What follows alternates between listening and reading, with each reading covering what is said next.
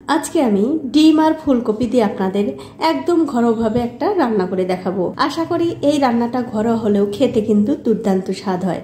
নমস্কার বন্ধুরা, আমার এই ছোট্ট চ্যানেলে আপনাদের সবাইকে স্বাগতম। তো ডিম আর ফুলকপি দিয়ে রান্না করার জন্য দেখতে পাচ্ছেন এখানে আমি কিছু ডিম, দুটো টমেটো আর একটা ফুলকপি নিয়েছি। এখন আমি এই ডিমগুলো সেদ্ধ করে নেব আর এই ফুলকপিটা কেটে তারপর আপনাদের দেখাচ্ছি। দেখুন, ফুলকপিগুলো কেটে আমি ধুয়ে পরিষ্কার করে নিয়েছি আর তার সাথে কিন্তু ডিমগুলো সেদ্ধ করে আমি খোসাও ছাড়িয়ে নিয়েছি। এখন আমাদের যা করতে হবে, এই ডিমগুলোর গায়ে একটু কেটে দিতে হবে। এরকম একটা ছুরি দিয়ে 2-3 জায়গায় এরকম করে একটু কাটলেই কিন্তু হয়ে যাবে। এরকম করে ডিম কেটে যদি ভাজা যায় তাহলে কি হবে বন্ধুরা, ডিমগুলো ফুটে আর চোখে মুখে লাগার কোনো সম্ভাবনা থাকবে না। এখন আমি ডিমগুলো ভেজে নেব। তার জন্য দেখতে পাচ্ছেন একটা কড়াইতে তেল গরম করতে দিয়েছি। তেলটা যখন ভালো করে গরম হয়ে যাবে তখন এর মধ্যে একটুখানি নুন আর একটু হলুদের গুঁড়ো দিতে হবে। তারপর নুন আর হলুদটা তেলের সঙ্গে ভালো করে মিশিয়ে দিয়ে এর মধ্যে দিয়ে দিচ্ছি আগে থেকে সেদ্ধ করে রাখা ডিম।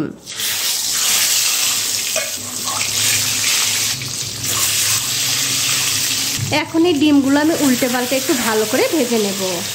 দেখুন, ডিমগুলো কিন্তু আমি খুব ভালো করে ভেজে নিয়েছি। এখন এই ডিমগুলো আমি তুলে নিচ্ছি। তুলে নেবার পর ওই তেলের মধ্যে ভেজে নিচ্ছি ফুলকপি।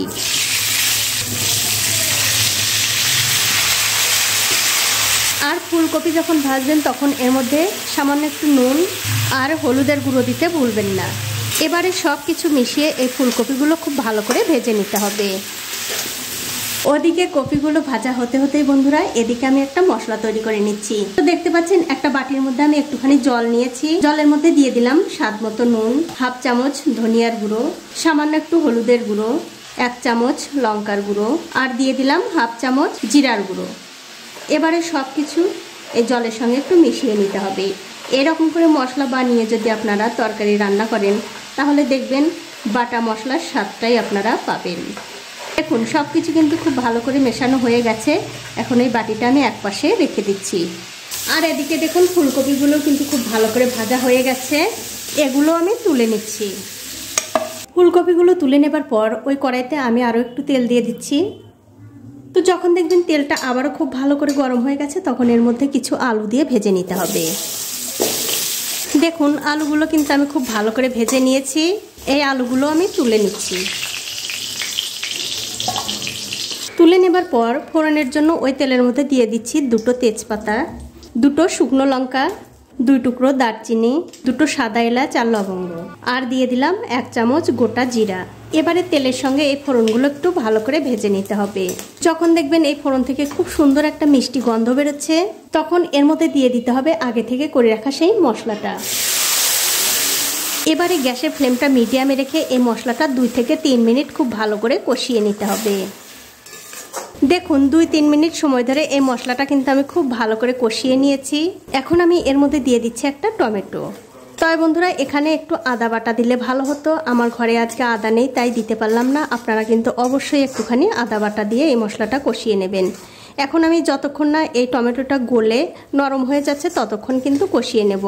তবে বন্ধুরা অবশ্যই কিন্তু আপনারা এই রান্নাটা পেঁয়াজ রসুন দিয়েও খেতে পারেন। আমি আজকে পেঁয়াজ রসুন দিলাম না, একদম সহজ সরলভাবে আপনাদের এই রান্নাটা করে দেখাচ্ছি। দেখুন, টমেটো কিন্তু মশলার সঙ্গে খুব ভালো করে কষিয়ে নিয়েছি আর দেখতেই পাচ্ছেন মশলা থেকে কিন্তু তেল ছাড়তে শুরু করেছে, তার মানে মশলাটা ঠিকঠাক কষানো হয়ে গেছে। এবারে গ্যাসের ফ্লেমটা বাড়িয়ে দিয়ে এর মধ্যে দিয়ে দিচ্ছি আগে থেকে ভেজে রাখা সেই আলু। এবারে এই মশলার সঙ্গে আলুটা ভালো করে মিশিয়ে দিতে হবে। মিশিয়ে দিয়ে অল্প কিছুক্ষণ রান্না করতে হবে, খুব একটা বেশি সময় না, একটু রান্না করে নিলেই হয়ে যাবে। দেখুন, মশলার সঙ্গে আলুটা কিন্তু আমি খুব ভালো করে মিশিয়ে দিলাম। এখন আমি ঝোলের জন্য এর মধ্যে দিয়ে দিচ্ছি গরম জল।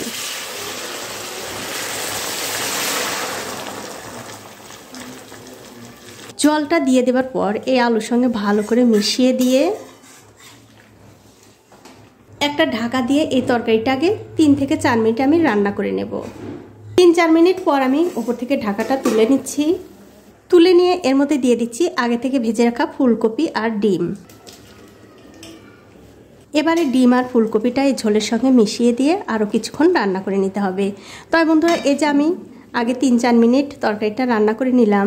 তার কারণ হচ্ছে আমি যদি আগে এই ফুলকপি দিয়ে তরকারিটা রান্না করি তাহলে কিন্তু ফুলকপিগুলো একদম গলে যাবে, খেতে ভালো লাগবে না। তার জন্য আপনাদেরও বলে দিচ্ছি এই ফুলকপিগুলো একটু পরে দেবেন, তাহলে ফুলকপিগুলো গোটা গোটা থাকবে, খেতে ভালো লাগবে। দেখুন সব কিছু কিন্তু আমি ঝোলের সঙ্গে খুব ভালো করে মিশিয়ে দিলাম। তারপর আবার ঢাকা দিয়ে এই তরকারিটা 5 থেকে 7 মিনিট আমি রান্না করে নেব। 7 মিনিটের মাঝে আমি ঢাকাটা একবার তুলে নিচ্ছি। তুলে নিয়ে এই তরকারিটা আমি আবার একটু হালকা হাতে নাড়াচাড়া করে দেব। আর দেখুন তরকারিটা কিন্তু প্রায় হয়েই গেছে। এখন আমি এর মধ্যে দিয়ে দিচ্ছি একটু আতপ চালের গুঁড়ো, জলে গুলিয়ে নিয়েছি সেই আতপ চালের গুঁড়োটা দিয়ে দিলাম। এতে করে কি হবে, তরকারির যে ঝোলটা আছে সেই ঝোলটা একটু ঘন হবে, দেখতেও ভালো লাগবে এই তরকারিটা, আবার খেতেও ভালো লাগবে। এবারে এই আতপ চালের গুঁড়োটা ভালো করে মিশিয়ে দিয়ে আমি আবার ঢাকা দিয়ে এই তরকারিটা রান্না হতে দেব। 7 মিনিট পর আমি উপর থেকে ঢাকাটা তুলে নিলাম। তুলে নিয়ে এই তরকারিটা আমি আবার একটু হালকা হাতে নাড়াচাড়া করে দিচ্ছি। আর দেখতেই পাচ্ছেন বন্ধুরা তরকারিটা কিন্তু হয়ে গেছে। এখন আমি এর মধ্যে দিয়ে দিচ্ছি একটু গরম মশলার গুঁড়ো, আর সবশেষে দিয়ে দিচ্ছি এর মধ্যে একটু ধনেপাতা কুচি। এখন খুবই হালকা হাতে এই ধনেপাতা আর গরম মশলার গুঁড়োটা এই তরকারির সঙ্গে মিশিয়ে দিলেই কিন্তু এই তরকারিটা খাবার জন্য একদম রেডি হয়ে যাবে। তো দেখুন ধনেপাতা আর গরম মশলার গুঁড়োটা কিন্তু আমি খুব ভালো করে মিশিয়ে দিলাম। এবারে গ্যাসের ফ্লেমটা বন্ধ করে দিয়ে গরম গরম ভাতের সঙ্গে আমি পরিবেশন করব।